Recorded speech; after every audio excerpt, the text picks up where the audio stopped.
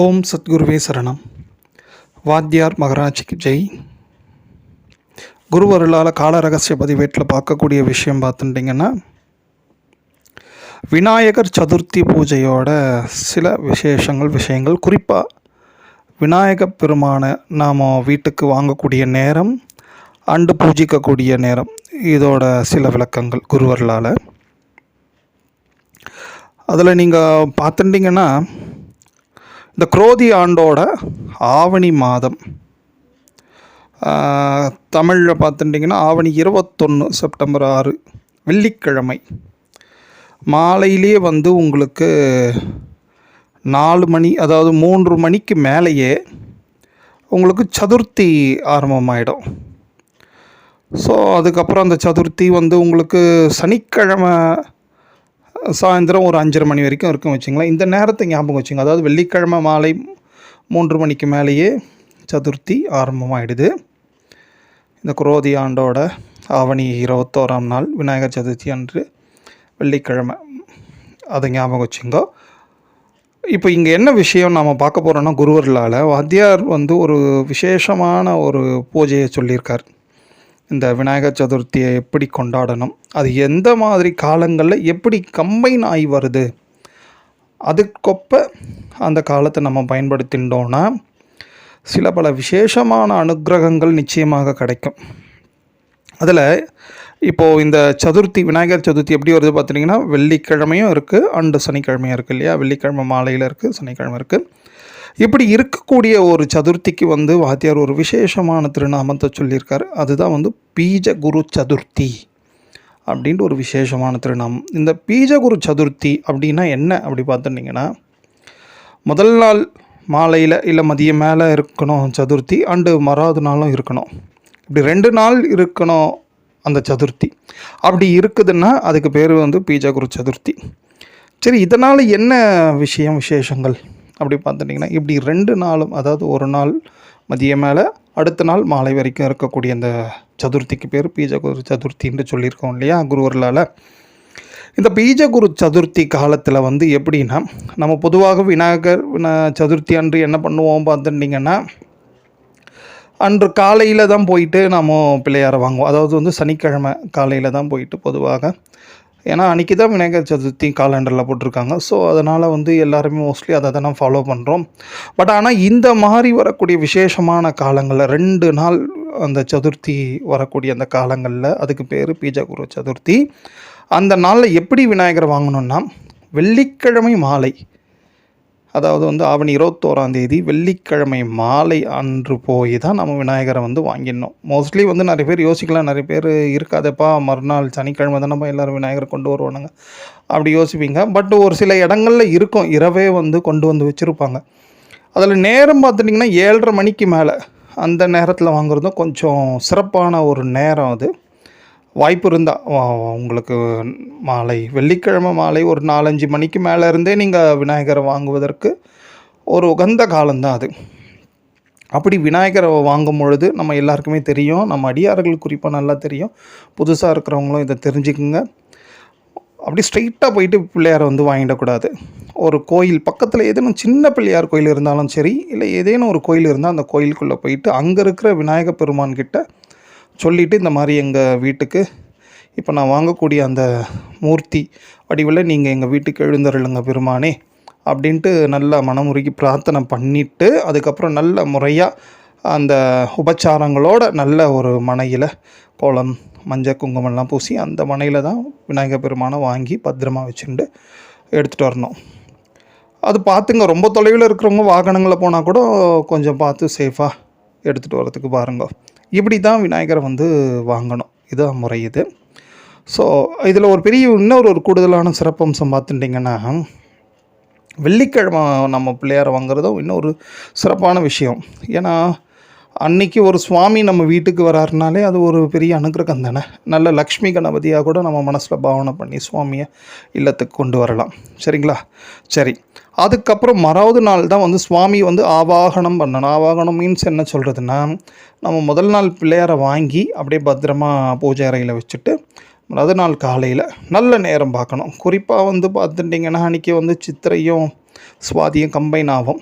கிட்டத்தட்ட ஒரு அபிஜித்துன்ட்டு சொல்லக்கூடிய அந்த 12 மணி வாக்கில் 12 மணிக்கு மேலே கூட நீங்கள் விநாயகர் பூஜையை வந்து நிச்சயமாக பண்ணலாம். அவருக்கு படையல் கொடுக்கறது அண்டு பலகாரங்கள் இதெல்லாம் கொடுக்கறதுக்கு முயற்சி பண்ணலாம். ஏன் அப்படி பார்த்துட்டிங்கன்னா, அதாவது கிட்டத்தட்ட வந்து 12 மணி 12:30 வாக்கில் வந்து சித்திரை இருக்கும், சனிக்கிழமை சித்திரை.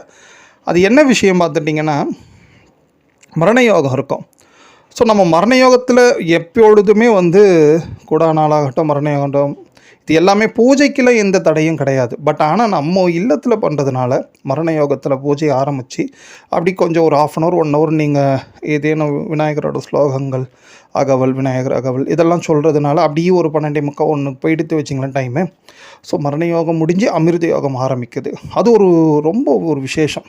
அதாவது நம்மளோட அந்த தீய கெட்ட நேரங்கள்லாம் முடிஞ்சு நல்ல விசேஷமான அமிர்தம் பொங்கக்கூடிய ஒரு காலமாக அது மாறிடும். ஸோ அதுவும் ஒரு விசேஷம் ஒன்று உண்டு. அதாவது வெள்ளிக்கிழமை ஈவினிங் நைட்டு கிட்டத்தட்ட ஒரு 7:30 மணிக்கு வாங்கலாம். சனிக்கிழமை ஒரு அபிஜித்தில் நம்ம ஆவாகனம் பண்ணி சுவாமியை பூஜிக்கலாம். இதில் ஒரு பெரிய விசேஷம் என்ன அப்படி பார்த்தாச்சுன்னா, நிறைய பேர் வந்து ஹோமம் பண்ணுறதுக்கு வாய்ப்பு இருக்கிறவங்க நிச்சயமாக பண்ணுங்கள். அதுவும் குறிப்பாக இந்த விநாயகர் சதுர்த்தி போன்ற காலங்கள்லாம் கணபதி ஹோமம் நிச்சயமாக பண்ணணும். பீஜகுரு சதுர்த்தி ஹோமன்ட்டே ஒரு தனியாக விசேஷமான ஹோமத்தையும் வாத்தியார் குறிப்பிடுறாரு. பட் ஆனால் நம்ம பரவாயில்ல, விநாயகர் கணபதி ஹோமம் நீங்கள் அன்றைக்கி சனிக்கிழமை தான் பண்ணணும். ஏன்னா விநாயகரை ஆவாகனம் பண்ணுற அன்றைக்கி தான் அப்போ தான் வந்து ஹோமமும் பண்ணணும். அப்படி பண்ணுறச்சே இந்த சுக்கராச்சாரியாரோட பேரன் விஸ்வரூபன் அவரோட திருநாமத்தை மட்டும் ஞாபகம் வச்சுங்க. இவருக்கு கண்டிப்பாக ஆகூதி கொடுக்கணும். ஏன்னா இப்படி ஒரு பீஜகுரு சதுர்த்தின்ற ஒரு விசேஷமான காலமே வருவதற்கு காரணமாக கர்த்தா யார் பார்த்துட்டிங்கன்னா இந்த சுக்கராச்சாரியாரோட பேரன் விஸ்வரூபன். ஸோ அதனால் இவரை மனசில் வச்சுட்டு இவருக்கு நிச்சயமாக இவரோட திருநாமத்தை சொல்லி அந்த ஹோமத்தில் ஆகுதி கொடுக்கணும் கண்டிப்பாக அப்படின்ற ஒரு விஷயத்தையும் வாத்தியார் குறிப்பிட்றார். இதில் சரி, நம்ம வெள்ளிக்கிழமை வாங்குறச்சே ரொம்ப விசேஷமான நேரங்காலங்கள்லாம் பார்த்துட்டோம். அதில் பார்த்துட்டிங்கன்னா அந்த மாலையில் வணிசை கரணம் இருக்கும். இந்த கரணம் வந்து வணிசை இருக்கு இல்லையா, இது ஜோதிடம் இல்லை, இது வாத்தியார் அருளிய தெய்வீக விஷயங்கள். அதில் பார்த்துட்டிங்கன்னா இந்த வணிசையோட பெரிய அனுகிரகமே விநாயகரோட பூஜைக்கு ரொம்ப ஒரு ஆப்டான கரணம் அப்படின்ட்டு வாத்தியார் குறிப்பிட்றார். ரொம்ப உகந்த கரணமாக வணிசை அப்ப சித்தர்ன்ட்டு ஒரு விசேஷமான சித்தரே இருக்கார் விநாயகர் பூஜையில். மிகப்பெரிய வல்லவர் அவர், ஒரு விநாயகர் சித்தர்.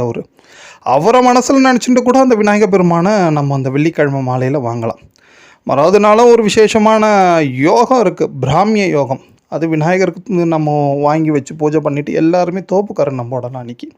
அந்த இந்த பிராமிய யோகம் பெரிய கூடுதலான நிறைய அனுகிரகத்தை பண்ணோம் தோப்புக்கரணம் போடுறதுனால. ஸோ இது தாங்க விஷயம். அதாவது பீஜகுரு சதுர்த்தி இந்த ஆண்டு, இந்த குரோதி ஆண்டோட ஆவணி மாதத்தில் வரக்கூடிய விநாயகர் சதுர்த்தி பூஜையோட விசேஷங்கள் பார்த்துட்டிங்கன்னா இதோட மகத்துவமே பீஜகுரு சதுர்த்தி அப்படின்ட்டு சொல்லிட்டு வெள்ளிக்கிழமை மாலை இரவு கிட்டத்தட்ட ஒரு 7:30 மணிக்கு கோயிலுக்கு போயிட்டு நல்லபடியாக மடிய ஆச்சாரமாக வாங்கிட்டு வந்து பிள்ளையாரை வந்து இல்லத்தில் எழுந்தருளை செய்யுது. மறுநாள் வந்து நீங்கள் அந்த உபச்சாரங்கள் அண்டு ஹோமத்துக்கு தேவையானது சம்திங் ஹோமம்லாம் முடியாதுப்பா எங்களாலாம் நிறைய விளக்கு தீபங்கள்லாம் ஏற்றி வச்சுட்டு விநாயகரை நீங்கள் காலையில் தான் பண்ணுவீங்கன்னாலும் நோ ப்ராப்ளம், நீங்கள் நல்லா தாராளமாக பண்ணலாம். ஆனால் கண்டிப்பாக வந்து ஒரு உச்சி காலத்தில் ஒரு நிச்சயமாக ஒரு நல்ல நெய்வேத்தியெல்லாம் வச்சுட்டு மறுபடியும் ஒரு விசேஷமான பூஜைகள் ஒரு அமிர்த யோகத்துலேயும். ஏன்னா சுவாதி ரொம்ப விசேஷங்க. சுவாதி வந்து இந்த மாதிரி சனிக்கிழமை கூடிய சுவாதியில் விநாயகர் பெருமான வழிபாடு பண்ணுறது ரொம்ப விசேஷம். அதில் தூமக்கேது விநாயகரெல்லாம் மனசில் நினச்சிட்டு பண்ணிங்கன்னா இன்னும் ரெட்டிப்பான பலன்கள். அது நிறைய விளக்கம் வந்து விவரிச்சுட்டு போயிட்டே இருக்கலாம். பட் நம்ம இப்போதைக்கு வாங்குவது பிள்ளையாரை வீட்டில் வச்சு பூஜை பண்ணுவது, இது ஓகேவா. அதுக்கப்புறம் பார்த்துட்டிங்கன்னா ஞாயிற்றுக்கிழமை எப்பொழுதுமே வந்து விநாயகர் பெருமானை வந்து விஜயர்சனம் பண்ணக்கூடிய நாட்கள் வந்து ஒற்றைப்படை எண்ணாக தான் இருக்கணும். 1, 3, 5, 7 அப்படி. அதுலேயும் வந்து அது ஞாயிறு திங்கள் இந்த சூரிய சந்திர நாட்களாக இருக்கணும். அதில் பார்த்துட்டிங்கன்னா 3ஆவது நாள் ஞாயிற்றுக்கிழமை இருக்குது. அப்போ விஜயர்சனம் பண்ணுற காலம் எப்படி பண்ணணுன்ட்டு பார்த்துட்டிங்கன்னா பொதுவாகவே விஜயர்சனம் அப்படின்றது என்னென்னா, சுவாமி நம்ம வீட்டில் இருக்கிறவரை அப்படி நம்ம மறுபடியும் அவரை யதாஷ்டானம் பண்ணிவிட்டு அவரை எடுத்துகிட்டு போய் கடற்கரையில் வந்து இல்லை ஒரு குளங்களில் ஆறுகளில் விஜயார்ச்சனம் பண்ணுறோம் வச்சிங்கன்னா, அதாவது மென்மையாக கரைக்கிறது, தூக்கி துவக்கட்டீர்னு போடுறது கிடையாது. அப்படி மென்மையாக அந்த கடல்லையும் இல்லை ஆறுலேயும் விடுறது வந்து பண்ணணும். அப்படி பண்ணுற நேரம் பார்த்துட்டிங்கன்னா குறிப்பாக அது சாயரட்சையாக இருக்கிறச்சே விஜயர்சன காலங்கள் எல்லாமே சாயரட்சையாக இருக்கிறது ரொம்ப உகந்த நேரம். விஜயார்ச்சனை மீன்ஸ் நம்ம இல்லத்துலேருந்து சுவாமியை கொண்டு போய் அதாவது அந்த நீர்நிலைகளில் கரைக்கிறது. அந்த நேரம் அந்த காலம் வந்து இந்த சாயரட்சன்னு சொல்லக்கூடிய ஒரு 4:30 5 5:30க்குள்ளே ஓகே. அதுக்கு மேலேயே ரொம்ப கடற்கரையிலலாம் போகக்கூடாது. நம்ம அதுக்குள்ளே முடிக்கிறதும் ரொம்ப உகந்தது. குறிப்பாக இந்த மாதிரி வரக்கூடிய காலங்களில் இந்த விநாயகர் வழிபாடுன்றது நம்ம மட்டும் பண்ணாமல் இந்த ஏழ்மையாக இருக்கிறவங்களுக்கும் அன்றைக்கி இதை பற்றின விஷயங்களெல்லாம் சொல்லி அவங்களுக்கும் முடிஞ்சால் பிள்ளையார் களிமண் பிள்ளையார் நம்ம வாங்கி கொடுக்கறது ரொம்ப உத்தமம். இதில் ஒரு பெரிய விஷயம் ஏன் முன்னாலே வாங்கணுன்றது இன்னொரு காரணம், ஜோதிட காரணம் ஒன்று உண்டுங்க. அது என்ன பார்த்துட்டிங்கன்னா, அன்றைக்கி பார்த்துட்டிங்கன்னா சந்திர பகவான் உங்களுக்கு கன்னியிலே இருப்பார். அது வந்து நிலராசி இல்லையா? நிலராசியில் தான் வந்து நிலம் மீன்ஸ் மண் ராசி. அந்த மண் ராசியில் தான் மண் பிள்ளையாரை வாங்குவது ரொம்ப உத்தமம். ஸோ அதையும் நீங்கள் பார்த்துங்க. அந்த மாதிரி இந்த ஏழைகளுக்கும் வாங்கி இந்த மாதிரி பிள்ளையாரை கொடுத்துட்டு இப்படிலாம் பூஜை பண்ணுங்கன்ட்டு அதுக்குரிய சில விஷயங்கள் முடிஞ்சால் பணமோ இல்லை எதுவும் பணம் கொடுக்குற போது யோசித்து கொடுக்கணும். இல்லைனா பொருட்கள் எல்லாம் வாங்கி கொடுத்து அவங்களுக்கும் இந்த மாதிரி இந்த பீஜகுரு சதுர்த்தியோட விஷயங்கள் எல்லாம் அவங்களையும் அடைஞ்சி எல்லோருமே விநாயக பெருமானோட பரிபூர்ண கிருபா கடாட்சத்தை குருவர்களால் பெறுவோம். ஓம்